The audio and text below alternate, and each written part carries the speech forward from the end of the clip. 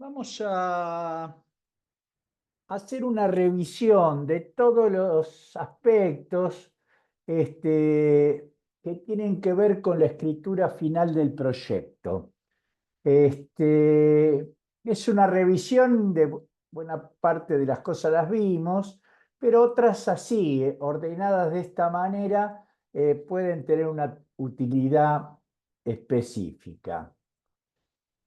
Eh, Pasan muchas cosas en una tesis, pero especialmente los directores o directoras, el tesista por supuesto, pero especialmente en los talleres de tesis, se sabe que el momento de la escritura final del proyecto, aunque no se finalice en el taller, es un procedimiento cargado de exigencias, patrones, que un poco interrumpen esa serena sensación que tienen los académicos de que investigar es una actividad creativa. No, el proyecto te mete en la caja de las evaluaciones. Y si el proyecto no es bien evaluado o no es evaluado positivamente, finalmente no habrá tesis. Así que es un momento de drama donde aparecen distintos problemas, que los voy a agrupar en conjuntos. Cada uno ya sabemos que tienen su especificidad, hay mucha bibliografía en definitiva para esto. Siempre se trata así de tips. Vamos, por un lado está título, abstract, keywords, presentación. Es así, es como la tapa general del proyecto. Después está la cuestión de qué se va a investigar, hipótesis, preguntas, objetivos. Después está lo que soporta eso, cómo se justifica académicamente que eso sea un tema de investigación frente a los muchos posibles. Eso es lo que llamamos marco teórico y estado del arte, que veremos que hay diferencias. Después está la metodología y muestra. ¿eh? Si es una tesis bibliográfica, uno tiene que mostrar qué va a leer, cómo lo va a leer, de acuerdo a qué criterio va a sacar, va a hacer su análisis y va a sacar las conclusiones. Y no puede hablar de la obra completa de un autor si va a leer 2 libros, de un autor que tiene 10 libros. Bueno. Y después está el tema de la bibliografía. Así que nos metemos ahí. Primero, título, abstract, keywords, presentación. Es un conjunto de representación. Siempre se lo toma así como presentación. Acá digo lo que voy a hacer.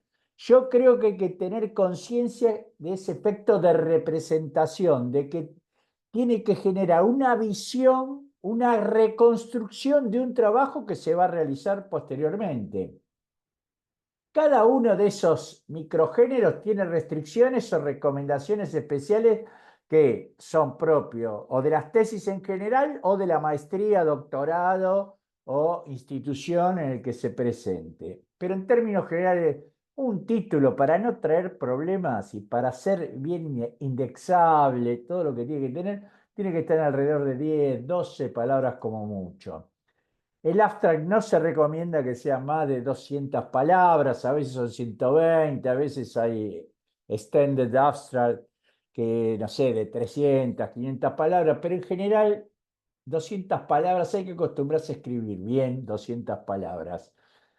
Los keywords, últimamente veo que se precisa decir 10 keywords, no, no, son 4 o 5, está distribuido por norma y si no, no entra en la indexación, nadie se va a enterar que hay un trabajo sobre ese keyword.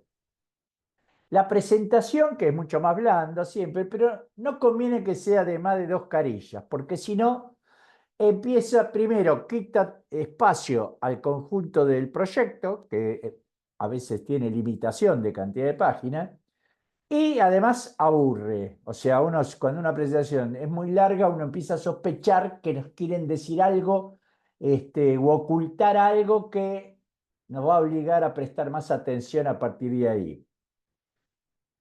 Esto es así, ¿no? Hay un sueño de que se aprueba todo fácil. No, no. Si el evaluador no entiende clara y rápidamente de qué se trata el proyecto, su importancia, que no tiene que ser muchísima, pero tiene que, así, construir un renglón en su cabeza de que esto, bueno, esto tiene que ver con esto y, bueno, se está estudiando. sus enfoques y su enfoque sus objetivos y su enfoque metodológico. Eso tiene que quedar así. En este conjunto, que en total son 3 carillas como mucho, sé de qué se trata el proyecto y a partir de ahí empiezo la evaluación.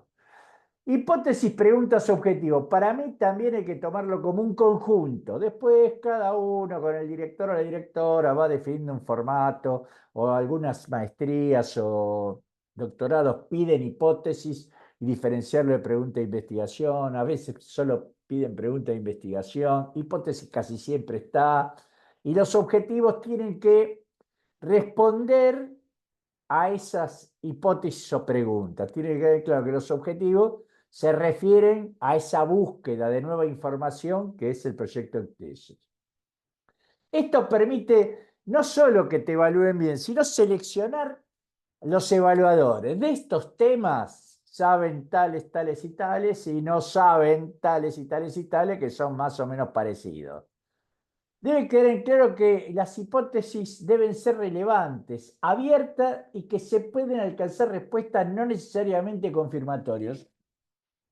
Al menos en ciencias sociales, un desvío que yo noto y que creo que hay que reprimir, así en el mejor sentido del término reprimir, y advertir a nuestros tesistas que una hipótesis no debe anunciar sus conclusiones. Eso pasa lo mismo con los objetivos, que deben ser acciones realizables sobre objetos capturables y que, por ejemplo, objetivos como comprender deben estar bien fundamentados, porque si no, comprender es cualquier cosa. Y muchas veces yo critico, más en los talleres que en los proyectos, porque en los proyectos uno hace una evaluación más general, pero yo siempre vuelvo a una pregunta. ¿Para qué te pones ese objetivo de investigación si, como está escrito, es evidente que vos ya sabés cuál va a ser tu conclusión? No sé, la condición fascista del discurso de un dirigente sospechado como fascista. ¿Qué te va a salir? ¿Que es un discurso de izquierda? Tenés que soportarlo en una metodología después que ponga en cuestión ese objetivo, porque si no, es algo confirmatorio. Yo no apruebo esas tesis. ¿Hay objetivos que cuestionan verosímiles académicos? Y sí, a veces pasa. Voy a tratar de mostrar el componente izquierdista de un discurso de derecha. Perdón que los ejemplos que sean elementales, pero para que se entienda de qué hablo. No, ojo que ahí hay verosímiles académicos. Entonces yo tengo que explicar que tengo una estrategia de estudio y un marco teórico, todo, que me permiten cuestionar eso que se da como sabido. Para en los estudios, en las tesis de semiótica, eso suele aparecer, porque la semiótica, entre otras definiciones posibles, es la disciplina que estudia y pone en cuestión, pone en evidencia verosímil y discursivo. Entonces, muchas veces los objetivos hay que trabajarlos bien para que si no lo evalúa alguien de la semiótica, entienda de qué se está hablando y que no se está diciendo una barbaridad o algo delirante, ¿no? Otra cosa que veo es la proliferación de objetivos específicos. Alcanzar el saber de un objetivo de cualquier tipo, aunque sea específico, requiere 20 páginas, 20 objetivos específicos, anuncian 400 páginas de tesis que no diría que está bien o está mal, no se usa y tiende a fastidiar a los evaluadores. Así que no deben usarse los objetivos específicos para que cubrirse de que los evaluadores o aún el director no le agregue cosas, no mostrar que uno va a manejar su proyecto, que nadie se meta. Yo sugiero poner la menor cantidad de objetivos específicos y si el evaluador o el director agregan, uno negocia y agrega, ¿sí? Lo puede combinar con los demás. Marco teórico, estado del arte. El marco teórico es ineludible. El título que lleve o que se le pida, pero el marco teórico es ineludible. ¿Por qué? Porque justifica la pertinencia de hipótesis, pregunta y objetivo. Uno no puede estudiar desde las ciencias sociales cómo reaccionan las poblaciones frente a una inundación y el marco teórico sea la climatología. No, porque la climatología no tiene entre su marco teórico lo que le pasa a las poblaciones en el sentido cultural y frente a eventos específicos. Una inundación no es lo mismo en un río con poblaciones marginales alrededor y aguas contaminadas que en un río, en una zona de navegación deportiva, y con pocas fábricas alrededor. Entonces, el marco teórico tiene que dar cuenta de esa microsociología adaptable al ecosistema. Como mucho, la climatología es algo a consultar o a tener en cuenta. Vamos a estudiar en un lugar que hay muchas inundaciones y por qué, o pocas inundaciones y por qué. El marco teórico relaciona el proyecto con un campo teórico metodológico del que provendrán sus evaluadores. A mí, cuando me llaman para una evaluación del CONICET o de un doctorado, todo, en algún punto de la bibliografía aparece o Eliseo Verón, Humberto Eco, o yo mismo, o Scolari. No me llaman para evaluar tesis donde todo es Foucault y todo es Bourdieu y todo es Agamben. Este, el marco teórico es así, diría Scolari, una interfaz del proyecto de tesis y el sistema académico en el que va a ser evaluado, aprobado, elogiado y considerado imprescindible. Siempre el marco teórico debe combinar aspectos tradicionales con enfoques vigentes en la actualidad. Yo cuando leo una tesis, bueno, la nueva plataforma requiere un nuevo marco metodológico, yo sospecho. Y seguro que voy a encontrar en la bibliografía, que seguramente va a ser de actualidad, escritos que son discutiblemente académicos. Me canso de decir, sin que se me preste atención, y bueno, no importa, pero que, por ejemplo, Parisier, que es una bibliografía consultada alrededor para justificar trabajos que confirmen las burbujas, las cámaras de eco, ¿no? Parisier es un periodista, un ensayista que se le ocurrió una fórmula. Bueno, recién después de 10 años de tratar de poner a prueba, o poner a prueba, hay mucha bibliografía al respecto, el modelo de burbuja y justificar análisis, todo empieza a aparecer bibliografía en universidades metropolitanas que empiezan a cuestionar las nociones de burbuja y cámara de eco. Entonces, no se puede estudiar burbuja de opinión o cámara de eco sin tener en cuenta los estudios sobre opinión, los estudios sobre segmentación, los estudios de tendencias electorales que se vienen haciendo de la década del 30 o del 40, ¿no?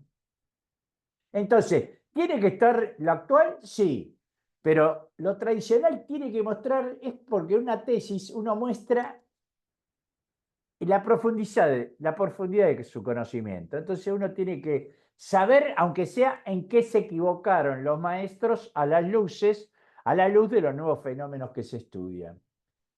El estado de arte está en discusión, y a mí me parece que hay un poco, sin querer discutir con colegas muchas veces cercanos, porque en general me parece un gesto de coquetería. Bueno, estoy cansado de leer repeticiones que ya sabemos todo. Primero, el tesista tiene que mostrar en algún lugar, si no quiere poner estado del arte, porque el director, pero en algún lugar yo leo su proyecto y tengo que entender que el tesista está informado de lo que se está haciendo en este momento sobre ese tema.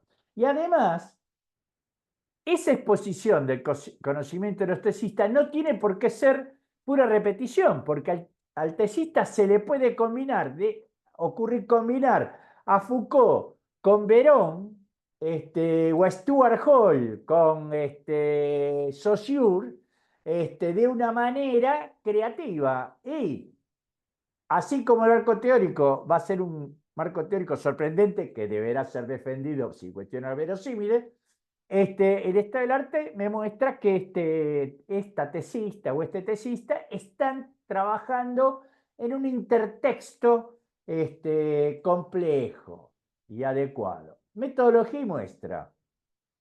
Esto cuando llega a la evaluación ya está hecho, pero en general es aceptado, ¿no? Que hay en ciencias sociales, por lo menos. Hay metodologías cualitativas, cuantitativas, métodos mixtos, descriptivos, exploratorios. Eso para mí, que para mí es muy importante que un estudio se ofrezca como descriptivo o exploratorio. No desprecio para nada. Creo que las tesis con grandes conclusiones sobre temas macro están en desuso progresivamente, entre otras cosas porque no comprueban nada. Es difícil una tesis cuestionar un modelo macro. Entonces, no es que discuta eso. Lo que digo es, especialmente en el nivel de taller, que eso es como el título, el primer renglón, los primeros 3 renglones, bueno, más o menos, pero el proyecto debe definir, si va a haber encuestas, ¿qué tipo de encuesta? No vamos a hacer encuesta. ¿Qué tipo de encuesta? ¿Qué tipo de recolección de materiales y cómo se los convertirá en datos? Porque no es un diario, no es un dato, es un montón de materialidades que uno tiene que eso, decir las herramientas que va a aplicar sobre eso, qué tipo de datos va a sacar y cómo después los va a procesar. El tipo de análisis discursivo de contenido, el tipo de modelo estadístico que se va a aplicar, no sé, yo leo así, que se va a clusterizar como si fuera algo moderno y en el mundo de la datificación. Y yo creo que clusterización, que es un proceso de análisis estadístico bastante quali quanti, si uno no tiene un conocimiento profundo de dónde provienen esos datos y cómo fueron construidos, puede delirar en una clusterización. Es muy difícil sostener que a partir de la convivencia de cierto tipo de datos diferentes entre sí, hay correlación en ciertos sectores de la población, no solo convivencia, y eso genera una segmentación nueva, un clúster desconocido hasta el momento. Entonces eso no son frases, es detalles técnicos sofisticados y además debería ir acompañado con bibliografía donde se describe eso. Pero debe estar la descripción, no solo voy a hacer análisis de discurso, Verón, 1987 o 2013. No, no es así. Tiene que haber guía de pautas, o por lo menos cómo va a estar organizada de acuerdo a criterios, guía de pautas para grupos focales o para entrevistas en profundidad, si los cuestionarios cuantitativos serán estructurados o semiestructurados, cómo se van a codificar y procesar las encuestas, las respuestas abiertas, etcétera, etcétera. En síntesis, la metodología es enfoque metodológico más técnica más herramientas. Y además, algo que es clave y que muchas veces es dudoso, especialmente cuando se estudian cantidades de texto, es la muestra, sea de población o discurso, es la evidencia de que el trabajo puede ser realizado. Una muestra que tiene que ser descripta y si es tiene que ser, cuántos casos se van a evaluar, cuántos se van a entrevistar, cuántos ejemplares, cuántos chats se van y de acuerdo a qué criterio va a ser seleccionado. Pero además de todo eso, la muestra es la evidencia de que el trabajo puede ser accesible, alcanzable, circunscribible y que sea representativa en el nivel que requiere el enfoque general. No toda muestra tiene que representar al conjunto del universo, pero hay que tener en cuenta que cuanto el universo es más restringido, eso que se llama universo finito, una muestra representativa de 10 revistas o de 100 empleados de una empresa, si en vez de 100 se hace 80, ese 20 que falta, o en vez de 10 se hacen 8, ese 20% que falta, el nivel de error puede aumentarse de manera muy grave. Mi recomendación es cuando uno trabaje con muestras que requieren el aporte estadístico, si uno no es estadístico, debe consultar un estadístico. Si el equipo es de estadísticos, porque no es que los estadísticos se tienen que dar con todas las banderas, Tienen que tener un muy buen equipo de gente que sepa de ciencias sociales para salir a medir algo que tenga que ver con lo sociocultural. Por último, la bibliografía. Hay 4 tipos. Esto es siempre, para mí, la bibliografía es el momento cínico, no solo productivo de un proyecto. Son las del marco teórico, que justifica la presencia hasta del director. Ah, bueno, lo dirige un especialista en Bourdieu o en Deleuze. La del estado del arte muestra el conocimiento del tesista sobre el campo. La de lo metodológico sirve para justificar el trabajo a realizar por el tesista. Y la bibliografía actualizada, que sirve para mostrar la inquietud del tesista, también para desafiar a los jurados y por si hay control de promedios de antigüedad de bibliografía. Creo que este mapa de un proyecto, si lo siguen, les puede evitar algunos disgustos más allá de los que son inevitables. Yo creo, como ya dije muchas veces, que hacer una tesis es un trabajo, no es solamente una aventura intelectual.